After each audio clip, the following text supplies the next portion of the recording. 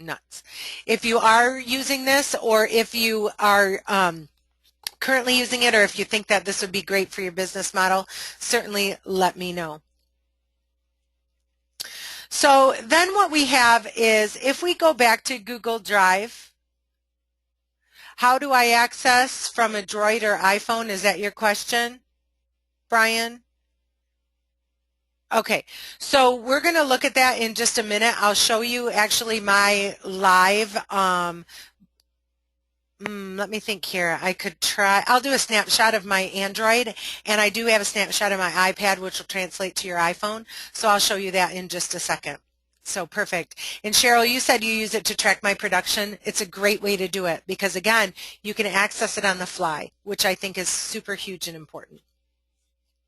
So perfect. Keep up the good work, everybody. So now when you get something that's incoming, so for example, Cheryl saved something with me. I'm not in that, so I can't actually access it. Maybe I can. Let me see. Incoming. Okay, this is files and folders that others have shared with you. So again, get rid of those email attachments. Am I using the right one, or has it been updated since I accessed this document last? Here, this incoming, when Cheryl, since you're in there and you can hear me, would you do me a favor and send it to the email at the top of the screen, compassionkalamazoo@gmail.com? Go ahead and add me to that document that you have, so then that way we can show them a live working document here. But this is where anything that someone sends to you is going to be accessible. Your drive is going to be what you create.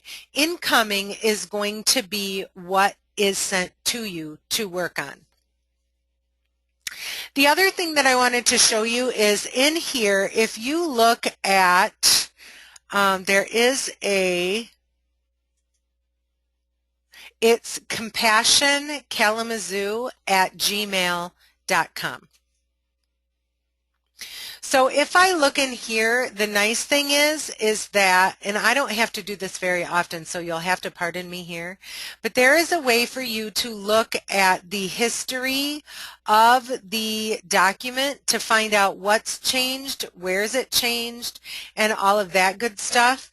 So if I click on all changes saved in Drive, you will see here that this is on the right hand side. If everybody sees that, this is my revision history. Now obviously in a working document I would have a lot more than this, but the nice thing here is that it will track that history. So if you want to go back and say, oh, who changed that document? I can't remember that, or why did we change it, or question maybe why something was changed, you can actually go back in and see the history of the document. I like that feature as well. So that's, again, just clicking on all changes saved in the drive. So, and then you can exit out of it if you so desire, so that it doesn't clog up your screen. So, okay, awesome. So here we are. We've got our spreadsheet and we've got our document. Those are probably the two most popular that I use all the time. You can also go into new and you can do slides. Again, this is going to be kind of like your presentation app. So this is going to be similar to your PowerPoint. This is going to be something where you can create maybe a listing presentation or a buyer rep presentation. And you can then, as you get new buyers, send this link out for them to view the document, and they can view it right there on their computer as well, smartphone, etc. So again, you can do some of the basic. This is not as robust as PowerPoint, but it will get you a great start. So if I click here and I want to use that theme and click OK, it will actually modify the presentation just like PowerPoint. Again, I encourage you to use this to save time on some of the presentations that you already have. Start building your business within this, and you'll be like me, look down the road a few years or even a year or even 6 months and say, man, I'm so glad everything is in one location. So anyway, so that's where we are right now.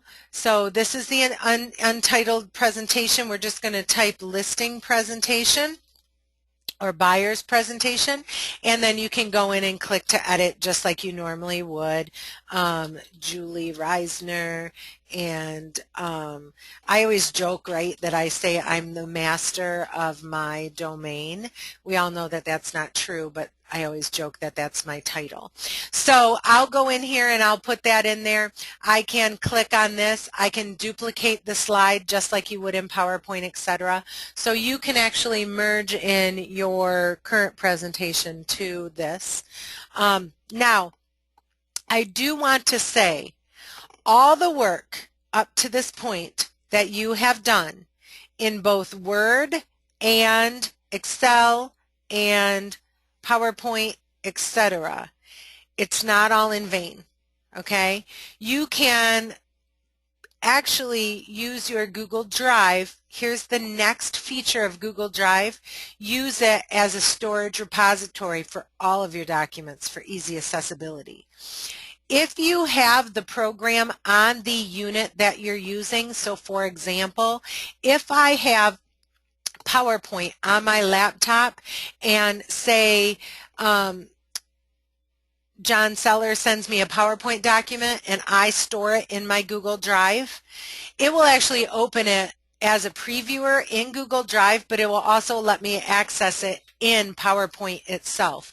So you can use it as a repository for all your documents or a storehouse for all your documents. Or you can, simply use it as just utilizing the Google Drive features and programs. What I wanted to show you is this again, and remember that I said I created this for this class. So if I look here, down in the bottom left-hand corner, if you guys can see this, when you open your first Gmail account, you automatically get 15 gigabytes of storage. Now, that's enough for most sane people. That is not enough for 3 years down the road heavy users that use it for everything and only that. And so on a lot of my accounts, because I have multiple Gmail accounts that I manage, this is sufficient. On my personal main one, which is no, it's not that one. I apologize. I can't pull it up right now, but if you were to see it, I actually did have to upgrade my storage. I am using currently in my personal one, my Julie Reisner 2013 at Gmail, I'm using 21 gigabytes. And the reason for that is because I do not delete any email. And email and your drive is tied to this. And I also use my Google Drive for simply everything. I don't store anything on my computer anymore because my computer isn't backed up like my Google Drive is. So I'm using a lot of storage. So I think it was, last I checked, it was $30 a year for 1 terabyte of storage. Like, that's huge. I'm hoping not in 2015 am I actually going to reach that limit, because I don't know what's going to come next. So I'm teasing, of course, but if you're like me and save every email, and if you're like me and use this as a heavy drive repository for all of your, a storehouse for all your documents, you may wind up having to upgrade later on, but 15 will get you a really, really good start. So that is and then if I just click on this, it'll actually allow me to access the Google Wallet so I can actually upgrade my account. So, any questions so far on this? Just go ahead and type them into the questions. So again, here we are in our Google Drive. It's very easy to use. I'm currently in incoming. I don't have anything in there right now. I do have my Google Drive, and you will see how I've drilled it down, tried to keep it really organized. Down here on the bottom, you're going to see the documents. Up top, you're actually going to see the folders. And if I click on that, I can actually go in and drill that down further based on my business model and business needs. So, in a nutshell, that's Google Drive. That's how I see you guys using it in your business. I, again, think it's a very, very powerful tool. but it's, you know, we're 40 minutes into the class and I want to touch base a little bit on your Gmail as well. So at this point, does anybody have any questions on the Google Drive, either the specific programs, the sheets, the which would be Excel, the docs, which is Word, or the presentation? If not, we'll go ahead and go on. If I do click on new and if I do go on more, you also have Google Forms, Google Drawings, and Google Maps. The last Google Drive feature, I guess, that I want to talk about a little bit quickly is the Google Forms. I use this Google Forms very, very heavily. And the reason why I use this is because if I want to send a form out to get responses, I can customize this form to be whatever I want, to have instructions with graphics, etc., so that to the end user, it's just a document that they fill out, and then I get all the responses back. I can even set it up so when somebody replies, I will get an email that says somebody replied. The cool thing about that is the way that I see you using this, and I think, Brian, correct me if I'm wrong, but you guys use this a lot for like surveys, post-close surveys. You guys use it for communication surveys, etc., etc. The way that I use this is I use this I help run my daughter's swim team. And so a lot of times we will have to have like seasonal signups, or we will have to have meet signups. And so what I do is I do a simple Google form, and then on the back end it actually tracks this information. So instead of creating one, I'm actually going to log out of this drive, and I'm going to log into my personal one, which is my 2013 Gmail, and I'm going to show you, whoops, sorry about that. I'm going to show you what this looks like from both sides of the, whoops. Okay, so I'm going to go back into, if I go into my Google account, and if I click on this little polka dot thing, the 9 polka dot, it'll get me to go to Gmail, and it'll also get me to go to the drive. So I'm going to look at my Gmail right now. I'm going to pull that up. And I'm also going to go here to a new tab, and I'm going to access my Google Drive. I can have them both up at once. Again, I click the polka dots and I click on Drive. And so now when I'm in this drive, I have this set up very organized, sort of, right? Here I was going to tell you this is what I use, my Google Drive and my Gmail. I'm at 21% capacity. So MCATS is the name of my daughter's swim program. So when I'm in here, I've actually done an apparel order. And in here, do you see this W? That just means that this is a Word document that I've put for storage in my Google Docs. This is an Adobe form, a PDF. This is just a picture. So it will translate it for you. Now let me see. Of course, I don't have any in the apparel order, so let me go back down here. If you see right here, this, if everybody can see this, this is the MCATS apparel order, and this is the matching responses. So what I have done is I've created an order form. You guys could create a post-close survey, and then when a client goes in and types in there, it'll actually put it to this document which says responses. So here's my form, and I've gone in and I have scheduled this, or excuse me, set this up to just say, here's my title, right? I can go up here and change that. Here's my detail, maybe some instructions that I want to give to the user. And then I have created these fields where they can actually type in their name. I can put in the photo maybe include a photo of their house or a congratulatory photo. Here I can actually go, instead of just them typing in the information, I can do a drop down selection, or I can do a radio button where they can select it.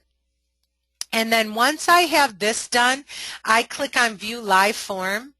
And this is actually the live form that I can send this link to a client, and they can fill this out at any time. So then what they would do is they would get the link in their email. You would say, hey, fill out my survey here. I appreciate all your feedback. Send the link to them. And then they would type in, like, Julie Reisner, punch in the phone number. You can make the fields required if you want to. And, you know, we just asked, are they Christmas presents, so we could keep them from the kids. In this case, they're going to order a medium sweatshirt, and then we're going to go ahead and submit that. So now that has been submitted. The response has been recorded. So if I go back over to this Google Drive, you can see that on my responses on my apparel form, these are the people who have input that. So you can see right there, automatically live. That's how quick it is, y'all.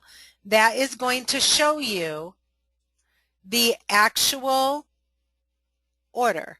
So when you get, I will get an email now that'll pop up in my email that says you got a response on the 2014 MCATS apparel order form. I could go in there and I could call Julie and I could say, hey, you're a little late. We closed that order form back, you know, in 2014, but be aware of our next order coming out this spring, or something like that. Or you get that response and it's feedback, and maybe the feedback isn't so awesome.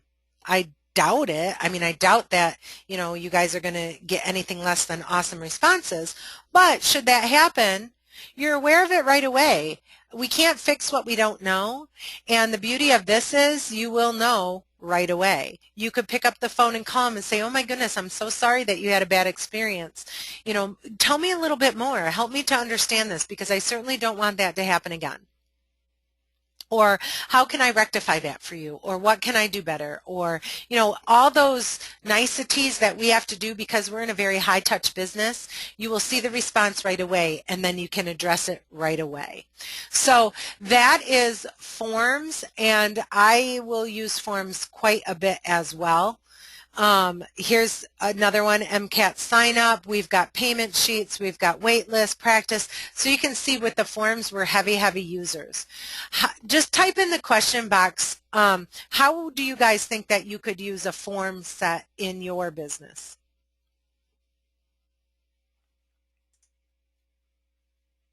Now, again, while you guys are typing that in, yeah, Brian, there you go. You're thinking of nice weather. Brian says golf outing registration. So yeah, that's, I mean, any sign up, any response that you need, you can use in a form. What I do like about this too is if usually I'm working at a pretty fast clip. In an apparel order, it doesn't matter to me what it really looks like. When you are working with your clients and working on these, you can go into this changing of a theme, and you can change it for whatever you want it to look like. Okay? So there's one city one. I like this one. I do use this one sometimes for work, but you can see on the right-hand side there's a lot of them. I use this one a lot for swim. And they're always adding more.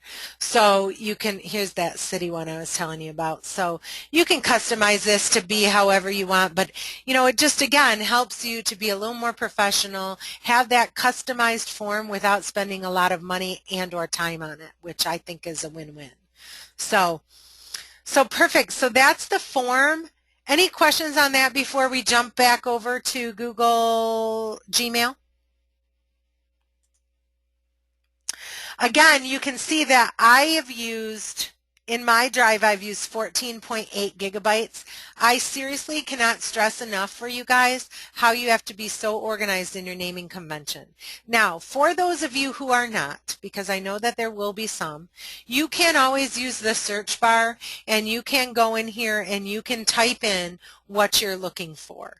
So if you want to type in, say, fall, and I just type that in, see how this brings up every document in the drive that has the word fall in it. So even if I can't remember exactly what I titled the document, I can always do a search this way. Again, very similar to like your Windows Explorer, but this allows you to have it all within Google. So it also drills it down to your email accounts that you have in there, as well as your folders, your external documents, like this is an Excel doc, this is a PDF, so it is not just limited to the Google Drive documents themselves. So, okay, so that's that on Google Drive. I really think that you guys could benefit from this. If you do have specific questions for me, reach out to me, send me an email, let me know, and I'm happy to research anything. As I said, I've been using this for a while now, so I'm pretty savvy with it, but I'm always learning new things. So now if I go into my Gmail, and this is my actual Gmail, I think that this is another good complement to the Google Drive. Now, when you guys access your email, and specifically your Gmail accounts, do you access through Outlook or do you actually access through Gmail? That's a question for the group. So I'll let you guys go ahead and answer that. I do both, to be honest with you. I have Outlook because, again, I'm managing multiple email accounts. I think at any time I'm watching about 4 or 5 of them for different reasons. And so I have, okay, so awesome. So Cheryl, you're doing both. Diane, you're using Gmail. Okay. Like I said, I do use Outlook just because I have it on all, I can put all of mine in there, where if I'm using Google, I have to access each one individually. At least I think that's how I have to do it. There may be a workaround, I just don't know. So how can you best use Gmail in your business? Well, a couple things that I always think of is, again, it's anywhere. Put it on your phone, put it on your iPad, put it anywhere. The other thing that I like is over on the right-hand side, this is your Google Voice or your Google Chat. And so what I'm looking at here, and there's a lot of people in here that I simply aren't working with, but because I've linked them to my Google account, they're in there. So Allie has a little green polka dot there. So if I wanted to talk with Allie, she's actually in Asheville, North Carolina. But if I wanted to talk with her, I know she's on. I click on that and I will go ahead and email her or actually chat with her. So if I click on that, you're going to go, a hang up button will pop out, and then I'll be able to go in there and either call her if I have Google Voice set up. I can add additional people. I can create a hangout. I can do video chatting with her. So it's a pretty convenient way for me to communicate. Instead of texting, instead of Facebook chatting, etc., instead of sending an email, if it's something that I need to communicate with her and she's online and she said, yeah, communicate with me that way, it's another really great way to reach out to people.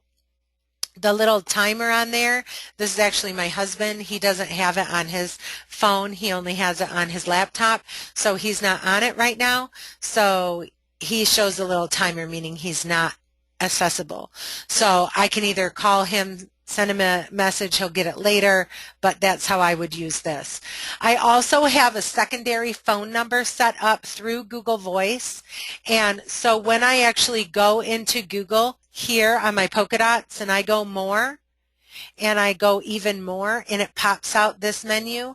If I scroll down, I have a Google Voice, and it's down here, phone number.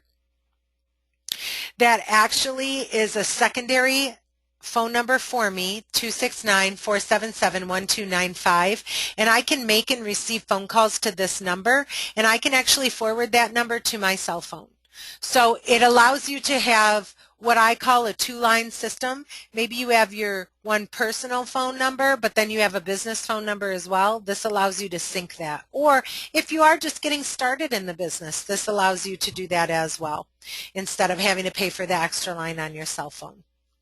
So that is your Google Hangout.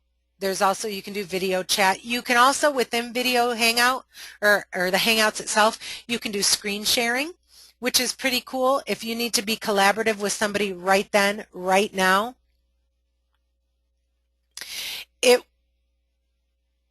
Oh, that's a good question. So you can do a video screen sharing. So instead of having to use like join.me or GoToMeeting or something, you can actually just do a Google Hangout and you can swap screen shares, etc. So what we're doing right now on a large scale, you can actually do that on a very intimate scale, a one-on-one or a one-on-several. A question was just asked, how does a simultaneous ring work for those that work in teams? You can set this up with the settings, and if you go in here, now personally I don't do this, but I know it's possible. You can actually set up in your, in your phones, you can add additional phone lines to this, so that way you can have it set up to answer, or ring to simultaneous phones at any time. So if you're on a team with, say, 3 people and you have a call-in line for new clients or signed calls or whatever you have, you can actually set it up so it'll ring to multiple people at once, and whoever answers it first and gets the phone call. So not only can you do it as a forward to your number, you can actually set it up for multiple phone numbers within the team. You can also set it up so that way you get an email notification. So if you're the one that's monitoring this, you will get an email notification when a call comes in on this line, and you can then help monitor that to make sure that your call response times are within the parameters that you've set up for your team.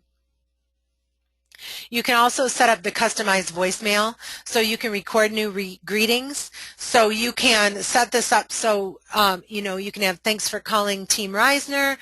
Sorry we couldn't take your call right now. We'll get back to you within 90 minutes, 60 minutes, 30 minutes, whatever you decide to set up.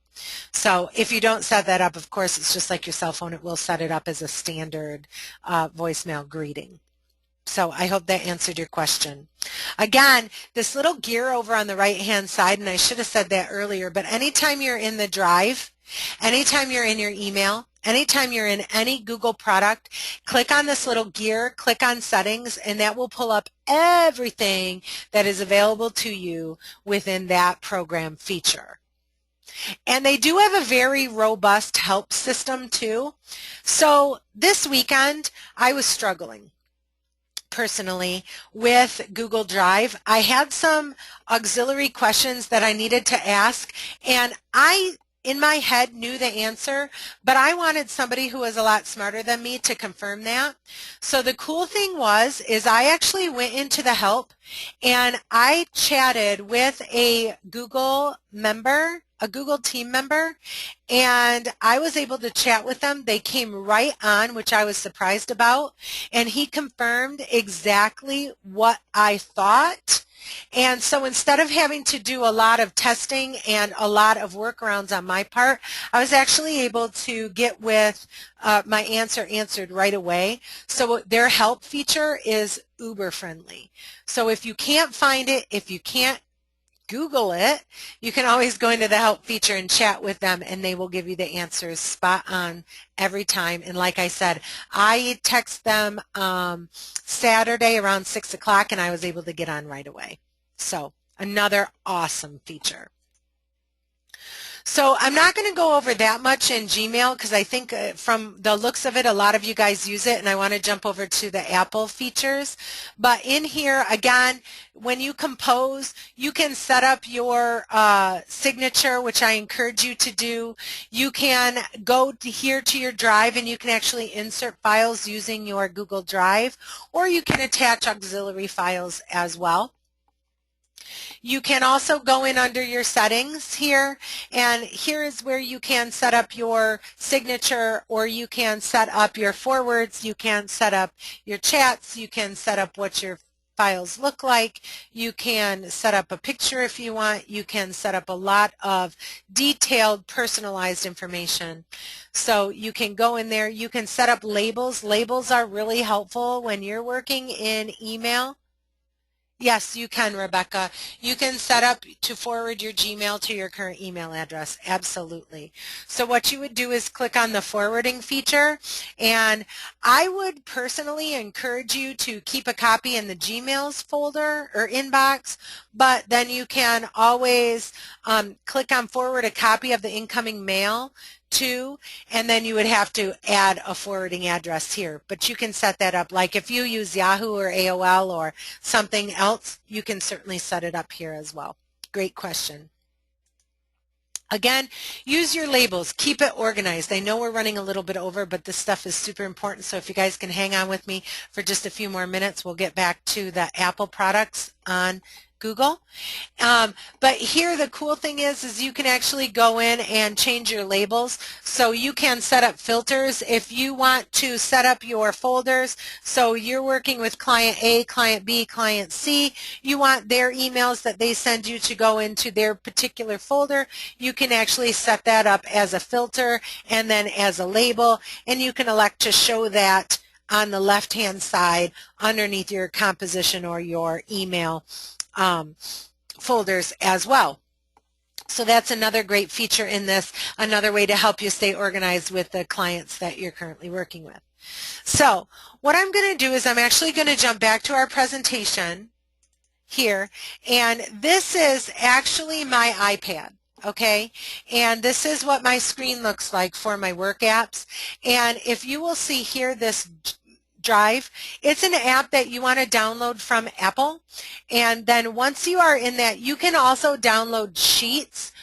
You can also download Docs. You can download them as second or additional applications. So you can just use the Google Sheets function, or you can just use the Google Docs function, or you can access everything through the Drive. So once I do that, you will actually see, and this is my iPad, you will actually see I can click on this arrow, or excuse me, plus sign, to add a document, to get to each of the different programs. I can also drill down and look at my individual folders. The little people means that they're shared with people, so it's a shared document. And if I have just hanging out files, you'll see them down here. So again, this is my iPad, and I work on Google Drive on my iPad as much as I do on my laptop. I think it's still very user-friendly. I can access docs, send the link, add new documents, etc. Does that help for you Apple users, iPhone users? It's going to look the same on your iPhone. I tested it on an old iPhone that I had. And it also looked the same on your Android. So if you do use Android, it looks the same. It's an app that you go to the App Store, either the Google Store or whatever that is, or your iTunes, and you can actually download these apps for free. So here we're drilled down into Brian's folder under presentations. We've got a bunch of the, I encourage you to check that out too. I sent that link out and I put it on Yammer, and I'll do it again after this class. I've downloaded all the forms for your action plans for 2014. You can access those and use those however you need to. So I know we kind of ran out of time at the end, but what questions, comments, concerns do you guys have for me? Is this beneficial for you? Do you see how this could be a great program to incorporate into your current business?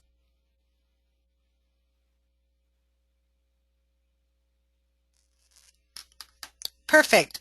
Well, again, if you do have any questions, I'm always here for you, and you can research or reach me anytime. I will follow this up with an email, as well as I will be sending out some additional help docs and the recording of the class. I look forward to seeing you guys next week, and hopefully you guys will grow your business in the next week till I talk to you again. Have a great one.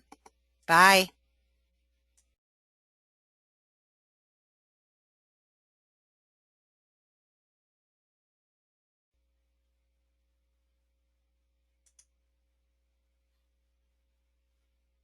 So I wanted to go back because I started the recording a little bit late and I wanted to re-record a few of the things that we went over into the first part. So I apologize. You're going to have to fast forward to halfway through, listen to that, and then go back to the beginning and listen to that. But this is our presentation on Google Docs, using them and growing your business. So what we're going to do today is we're actually going to look at all the Google Docs available to you, how you can grow your business as such using them, and why we feel that they're really a beneficial free tool for you to do so. Google Docs, Gmail is a free web-based word processor, spreadsheet, presentation form, drawing tool, and data storage service, and mail service offered by Google. As I told everybody in the class session a couple weeks ago, is up until about 3 or 4 years ago, I was not a Google user. In fact, I didn't even know what it was about. I heard about it, but I thought, oh, they're just trying to monopolize the business, so I'm not going to jump on the bandwagon. And man, do I wish I wish I did earlier, because now I am a very heavy Google user, not only for my web searches, but also for my storage for all of my documents. I use it as a collaborative tool for sharing my Word docs, word processing docs, spreadsheets, presentations, forms, etc. And the greatest thing about it is that it does allow users to create and edit documents online while collaborating real time with other users. And we're going to see some examples of that as we're going through class today. Regardless of if you're on your iPhone, Android phone, tablet, iPad, your laptop, your desktop, whether you're on the road or in the office, you can access your Google programs, Google Docs, Google Mail, all that right wherever you are. And I think that that is a huge benefit to this as well. So what we did in the class is we went live, and so what I'm actually going to do is I'm going to go through my screen, Google Docs, and I'm going to show you the different documents, and then we're going to jump into the second part of the session. So what I'm going to do is I'm actually going to escape out of this, and I'm going to go into my Google Drive. So again, as I said, I'm a very heavy user of Google and its Drive. It is where I keep simply all of my documents. I do not save anything on my computer anymore. And the reason for that is inevitably when I save it on my computer, I will need it when I'm on the road and only have my iPad available to me. So that's why I prefer to save everything on a cloud-based system like Google Drive so I can access it anywhere. So here in my Drive, I've organized it. Again, I do want to say you need to be very organized in your naming conventions with Google Drive because it can get out of hand very quickly. Now, when you first open a Google account, a Gmail account is typically how people first open a Google account. And when you do that, you get 15 gigabytes of space. So whether it's your Gmail, your Drive, photos, whatever it is that you store on Google Drive in their cloud-based system, you get 15 gigabytes of storage. I don't delete any emails. I don't delete any document that I've created. So I have since gone over my storage, my free storage. So now I have gone up to 100 gigabytes. So I am using 21% of my 100 gigabytes of storage. I was up at a terabyte, but it cost a little bit more and I didn't need it yet, so I dropped back down to 100 gigabytes. You can see my drive is making up 14.8% of that, or 14.8 gigabytes of that, so you know that I don't delete anything, and my Gmail is 6 gigabytes. I mean, that's really ridiculous, but I also have been burned before by not keeping something, so I simply just keep everything. So here's my Google Drive, and so what you will see is your drive is just basically your root or your base folder. It's kind of like Windows Explorer. And underneath that, I've got file folders. So you can see I've got AA-1 dash current clients. The only reason why the AA is on there is because it typically defaults to an alpha order on files and naming conventions, and so I will put AA if I want it to be at the top. So there's no secret. That's just kind of how I do it because that's the file I access most. And then it goes on from there. Compassion Kalamazoo, Julie MCAT's new folder, which I haven't named yet. And then, excuse me, some auxiliary folders as well. And if you look down here in my main folder, you will see that I have a W, a Word doc list. I've got a PDF, and I also have some forms. And the cool thing about this storage is it isn't just limited to Google and Google Docs. It actually will allow you to put anything in there. So this W is just a Word doc. This is just simply a PDF doc that I've created elsewhere in a different program and just saved it in my Google Drive. So what we're going to do is we're actually going to look at some of the basic features. So if I go on this create, what you will see here is you'll see document, presentation, spreadsheet, form, drawing, map, and PDF. With the document, that's going to be equivalent of your Word. Presentation is going to be equivalent of your PowerPoint. Spreadsheet is going to be equivalent of your Excel. And then form is, we're going to actually get into that in the second half hour. Form is actually going to be huge. That is going to be one that you will want to pay attention to and utilize whenever possible. It's a way to create online forms so that way you can send those out to your clients to do surveys, post-closing surveys, feedback surveys, et cetera, et cetera. So we'll get into that in just a little bit. The first one that I want to show you is document. So if I click on that, it's basically like creating a new Word document, but it's in Google. And the cool thing about that is if I click on the untitled document here, I can name this whatever. So I can name this test document. Whatever it is, it'll save it. And I can always go back in and change it by just clicking up here and changing it. And so then I'm going to type in the body and I'm going to say test document for training. And I can go in and I can highlight it, and just like you would in Word, you can change the color, you can change the formatting by all up here, just changing the formatting. You can do this however you want to make it look pretty for your clients or whomever it is that you're sending it to, or you can just make it basic. Doesn't really matter. But now that I'm here and I have this document started, let's say that I want to share this with you. So what I'm going to do is there's two options or two ways to share. The first thing is I'm going to click on this share button over on the right hand side, and you're going to see that right now it's just shared with me. I can do this one of two ways. I can get a shareable link, which if I click on that, it'll actually create a URL that allows me to send this to somebody, anybody, in any email program. They don't have to be a Google user to view or edit the document. They just need this link. Now, the only the one thing I want to say on this is, see here where it says anyone with the link can view. You will, if you want them to have editing rights, you will need to change it to anybody can edit. And the reason why is otherwise, if you just give them the view link and you expect them to type in the document, they won't be able to do that. Now, the caution I will give you with the edit shareable link, anybody who gets that shareable link will be able to get in and access your document. And the only reason why I'm utilizing caution in telling you that, or want you to utilize caution upon using that, is because somebody's email gets hacked or they accidentally post this externally or give it to somebody else, that person is going to be able to get in and see your document. So just utilize caution. The other option for you is if you know the name of somebody who's very specific, if you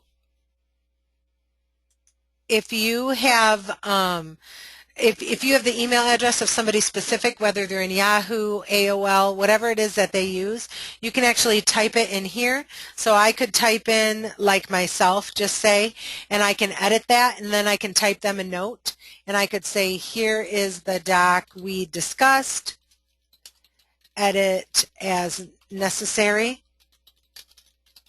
call me with any questions. So I can either copy and paste this link into my auxiliary email account, or I can just go ahead and hit send, and then they will get an invitation to access this document, and we'll have full editing rights. So collaboratively, it's an amazing tool. The other thing that I really like about it is this all changes saved. This is really cool. I don't know about you, but I've spent hours on documents and then I actually lost the document. I had to take a phone call, an app, or whatever it was, and I go back to it and all of a sudden my computer froze and I can't get the document, and I didn't turn on autosave. Well, this saves every change every time, and in fact, if I click on this, it will actually do a revision history. So it'll show me who changed what, when, where. I think that that's very helpful when you're working in a collaborative environment, to know who has access to your docs and who's making changes within those docs. So there is that. So now that we have this document, again, it functions very much like Word, but all of the Google document programs like Google Docs, Spreadsheet, Presentation, etc., they're kind of a watered down version of Microsoft Office, and I don't mean that as a slam. It just simply is that they're not as robust. They're getting there though. This add-on feature, and we'll talk more about this later on in the presentation, but this add-on feature allows you to add additional features at third-party apps to this document.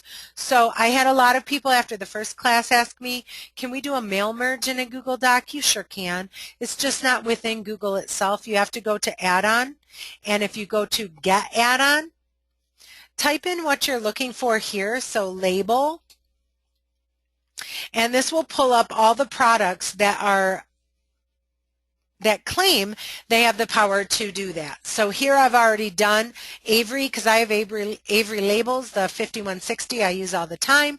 So this is already, you see the checkbox and manage, so it's already on there. So then I can actually go in and do a mail merge using the Avery docs, the labels. So again, that's a third-party feature. As I said, it's not as robust because you do have to do an add-on to access that feature, but I have found workarounds for almost everything, with the exception of a few heavy formatting issues. I'm a heavy Excel user. I use formulas and sums and macros and tables and all of that, and there are just a few very limited issues that I have found in the Excel portion of Google Docs, which is called Google Sheets. So that is Word. Again, share this. I see you using this. One of the ways that we talked about was using this as a communication tracker. You can actually give other people access so you can track the communication that is going on within a file, because I don't know if you're like me, I get sick of going into my email, especially because I don't delete anything, and having to find that email of communication or what I said to make sure that I wasn't misquoted or misunderstood. So that is the Word document feature of Google Docs.